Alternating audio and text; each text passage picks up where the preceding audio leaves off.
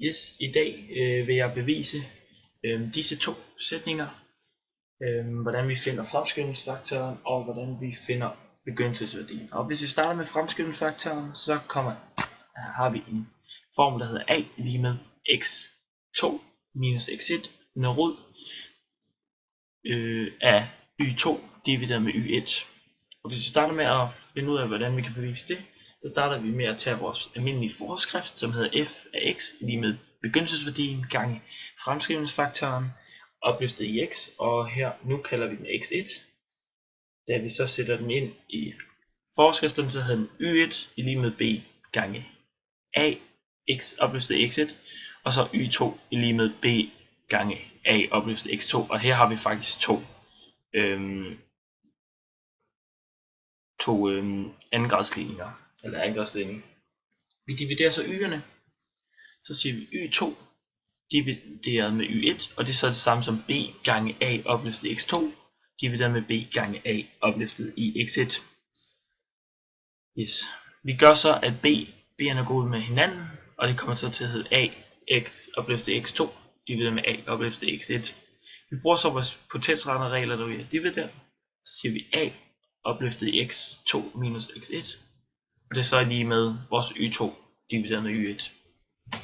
Og her har vi så bevist, at når vi skal isolere a, så vil den trække op på den anden side. Vi tager så det roden af x2 minus x1, en rod af y2 og y1, og så har vi bare bevist, hvordan vi finder fremskrivningsfaktor.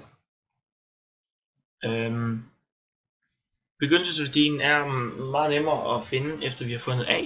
Så det vil sige, at b er lige med y1 divideret med a x1. Og y1, og det er jo så den, vi skal bevise. Og for det så kalder vi den vores gamle forskrift herop. Den kalder vi for y1 lige med b gange a opløftet x1. Og så skal vi bare isolere b, så den kommer så til at hedde b i lige med y1 divideret med ax1 opløftet ax1, undskyld. Yes. Hvis vi tager et eksempel, så har jeg regnet et eksempel ud ved denne forskrift f af x er lige med 0,75 gange 2 opløftet x. Og så for at vise, hvordan jeg får ud af det, så har jeg nogle punkter, og vores punkt P er 2,3, og vores punkt Q er 5,24. Og så hvordan jeg har fundet det, det har jeg ved at sætte dem ind i vores formler ovenover, som er heroppe, som vi lige har gennemgået. Og det er så at sige, at a er lige med x2 minus x1 når rod af y2 divideret med y1, og den har jeg så sat ind her, hvor at så har vi vores x1 som er her, og vores x2 som er her, trækker dem fra hinanden, og her har vi vores y2, og her har vi så vores y1. Og det er så lige med, at vi trækker de her fra hinanden, så det bliver den tredje rod, og de her to giver så 8, når vi dividerer, så den tredje rod er 8, så har vi faktisk fundet, hvad vores a er, og den er så, det er jo så lige med 2, fordi det er 2 gange 2 gange 2, 3 gange noget, der giver et tal, der skal give 8, nogle gange med hinanden 3 gange, og det er så 2. Så vores fremskrivningsfaktor er 2, og det er så den, der står herude. Og så skal vi have fundet b, og b er så lige med y1 divideret med a opløftet i x1. Og så kan vi så se her, at vores y1 det er 3, og vores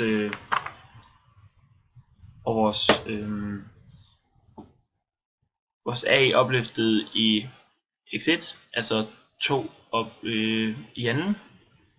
Og når vi dividerer det med hinanden, vi starter så med at tage opløftet i anden, 2 opløftet i anden, og det er så lige med 4, og når vi siger 3 fjerdedel i decimaltal er 0,75, og så derfor har vi også fundet b.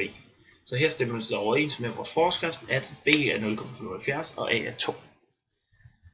Og her har vi så tegnet den ind, at vi ser, at vores punkt a, som egentlig ikke skulle hedde a, Men det er vores punkt P, som hedder A her. Det er vores første punkt, og den hedder 2,3. Og vores punkt Q ligger heroppe. Og så kan vi så se hvordan vores forskel. Så det var det for det.